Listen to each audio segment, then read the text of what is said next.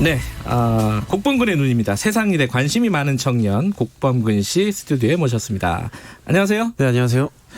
기생충 얘기 조금 더 해볼까요? 예. 이 청년들이 보기에는 기생충이란 영화는 어땠습니까? 재밌었습니까? 아주 재밌고 잘 만든 영화죠. 그게 영화 자체는 그런데 그렇죠. 네. 그리고 네. 또 이 문제가 다루고 있는 것이 우리 사회에 점점 심화되고 있는 계층 갈등에 대한 이야기를 다루고 있기 때문에 네.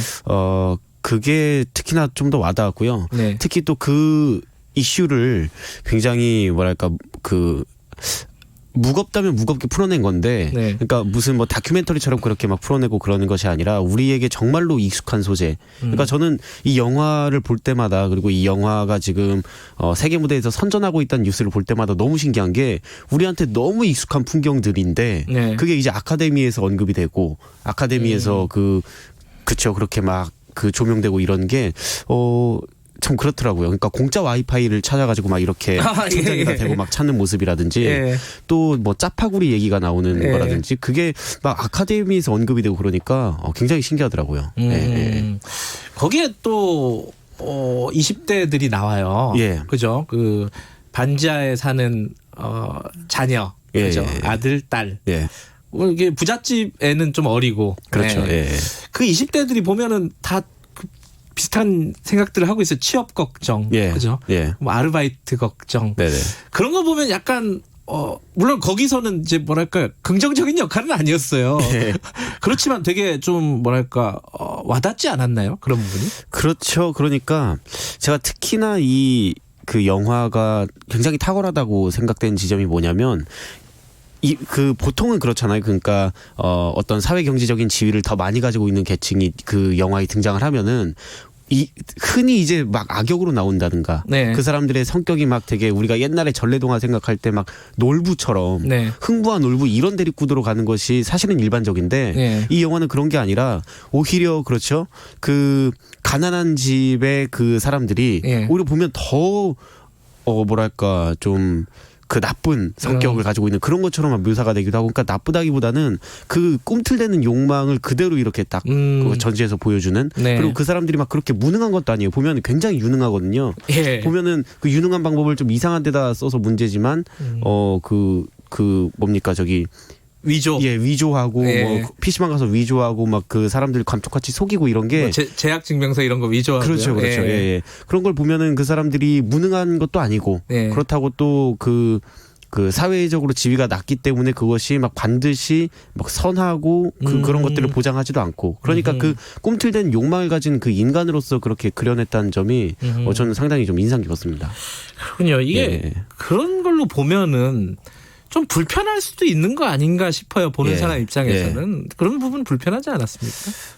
그런데 저는 오히려 그래서 더 탁월한 영화다라고 생각을 했습니다. 그러니까 그냥 편안하게 우리가 그냥 흔히 생각하고 있는 그런 그 인식대로 만 흘러간다면 이 기생충이라는 영화가 그렇게 그 주목받지 않았을 거라고 생각을 하고요. 그리고 오히려 그 영화를 보면서 우리 이 마음속에 느껴지는 이 어떤 일종의 불편함 뭐 그런 것들이 오히려 더 이 영화를 의미 있고 가치 있게 만드는 게 아닌가 생각합니다. 그 불편함을 느꼈던 쪽이 하나 더 있습니다. 이 자유한국당 같은 경우에는 이게 칸 영화제 황금종려상 받았을 때도 논평을 안 냈어요. 그죠? 그리고 뭐 이게 좌빨 영화다 이렇게 얘기한 소속 의원도 있고요. 이런 걸 보면서는 어떤 생각이 드셨습니까? 뭐 어쩌겠습니까? 뭘 어쩌요? 뭐 좌빨영화면 또 어쩌겠습니까? 아카데미에서 사관왕 받고 막 그랬는데. 아무튼 그런 것들은 사실 저는 굳이 논평할 만한 가치가 있나 싶기도 하고요. 그러니까 영화를 봐도 물론 그 취향 차이도 있을 수 있고 뭐 같은 영화를 봐도 다르게 볼 수도 있으니까 그냥 그거는 그냥 취향 존중하겠다 그렇게 말씀을 드리겠지만 취향을 존중하겠다. 그 취향에 공감하기 좀 어렵습니다 제가. 이번에 근데 논평을 냈어요. 축하한다고. 네네네. 그러면 뭐 어쩔 겁니까 그것도 축하해야지.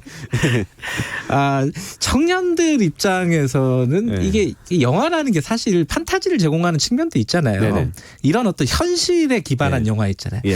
이런 영화들은 좀 보기가 그렇지 않나요? 킬링 타임용으로 보기가 좀 그렇잖아요. 이게 영화라는 게 예. 카타르시스 예. 이런 것도 있는데. 그러니까 사실 예. 특히나 이 기생충 영화를 예. 볼 때 저는 좀 마음의 준비를 하고 들어갔거든요. 그랬어요? 그러니까 예. 막 영화가 두 갈래로 나뉘는 것 같아요. 말씀하셨던 것처럼 그냥 볼 때만은 좀 이런 구질구질한 현실들을 좀 그렇죠. 있게 그게 해주는 분명히 있죠. 그렇죠. 영화의 기능에. 예. 그런 영화가 한편에 있는 반면에 또 기생충 같이 정말 보고 나면 뭔가 찝찝한데 네. 그래도 그 찝찝함 속에 그 남는 무언가가 있는 그런 영화가 있고 저는 기생충 같은 경우는 그래서 보고 나와서 굉장히 찝찝했거든요. 기분은. 네. 그런데 찝찝하지만 생각할 거리가 굉장히 많아졌고 네. 막 머리가 이제 다시 핑핑 돌고 그런 느낌이 좀 들었습니다.